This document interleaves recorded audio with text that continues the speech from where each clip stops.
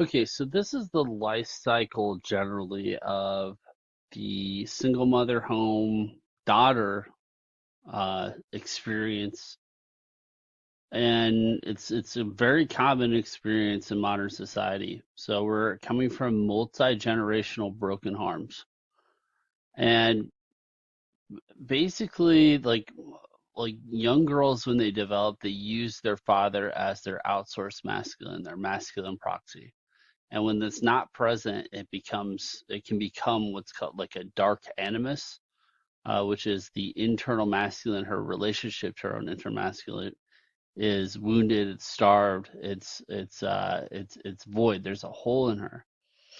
And so when she reaches her fertile years, like 14 to 23, as far as peak fertility ages, starts attracting masculine attention, that feels filled, right? It feels healed to an sense. Um, it's a temporary flood where there was like a desert before. And the problem is because she came from, her mother was God in a sense. She grew up, her mother never chose, so she can never choose. And so with all this attention, the assumptions, the lacking context just assume that's going to last forever, right? So there is a potential you can pivot from the past pain. So say you've healed your inner child, you can pass and exit by like 23, like the end of college is ideal for women and compatibility. Um, so yeah, 14 to 23 say hopefully they get lucky. The problem is, with this kind of desperation, there's increased attention signaling, so you attract the wrong kind of men usually.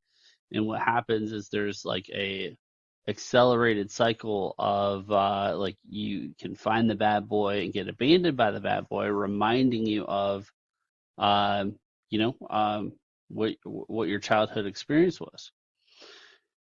So once you get beyond 23, you kind of reach the snob phase, I call it.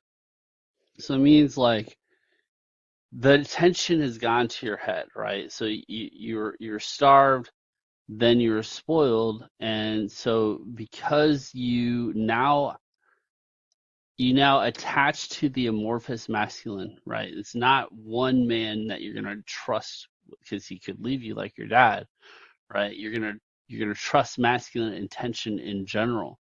And so masculine, individual masculine is cheap. You value like your friend, like your harem, basically, your attention harem. And you have the social media stars of their own movies and etc. So there's a in the 28 to kind of 35-year-old period, there's a kind of entitlement phase where yeah, you can always get attention, but you're actually substituting that for a constant father figure. So the generalized attention from the masculine. Now, as you start to, so like beyond 23, right, your options get reduced, your attention gets reduced, and men increasingly just want to have temporary relationships as opposed to be permanent relationships. And a lot of times you can have so many of these temporary relationships that your expectations, you never want to go backwards, your expectations get so high. And so 30 years old, like 50% of women over 30 are single with childless and they never plan to get married. So, they're because of the expectations, they don't want to settle, and so they just settle for nothing. And so you actually get a mirror of childhood in old age, right? So, it's a you returning, it's a grand return, a starvation in a sense, because I mean it's hard to pin fault really because you're never seen You never seen a choice. You didn't learn how to choose a husband and be a wife. That was never in your archetypal thinking. And so you never exited. And in that case, there's a mirror. There's a time for reflection, and there's a time for just reorientation, like introspection. And this is really, I mean, this is what most men go through up to 30, right? It's a very isolating period.